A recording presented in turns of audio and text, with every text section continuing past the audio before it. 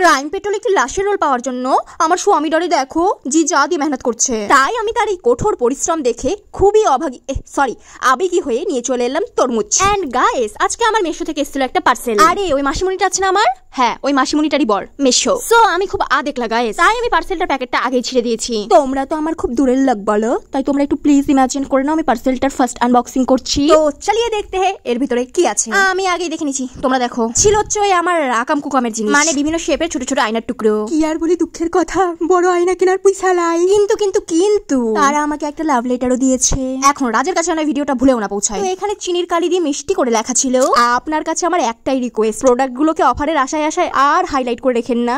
আপনার মেশোতে তো পুরো মাকড়সার জাল লেগে গেছে, একটু বাজারটা যেন করুন। বাট আমি একটা বিষয় নিয়ে আপসেট। আমি ভেবেছিলাম সাইজটা একটু বড় আসবে, তাহলে সুতো দিয়ে জামা কাপড়ে কাজ করতে পারবো। মানে এক কথায় ওই জামা কাপড়গুলোর শ্রাদ্ধ করার জন্য এটা কিনেছিলাম, কিন্তু সাইজটা এতটাই ছোট যে ঠিকঠাক হাতের আঙ্গুল দিয়েও ধরা যাচ্ছে না। তো ভাবলাম এই গ্লাসটার তো পিন্ডি চটকেই থুয়েছি, কিভাবে আবার কালার করে আঁকতে তো চাইছিলাম একটা নিশাচর প্রাণী রে। তা তো আর হয় নাই, মনে হচ্ছে একটা বড় লাড্ডুর উপর একটা ছোট লাড্ডু বসে আছে।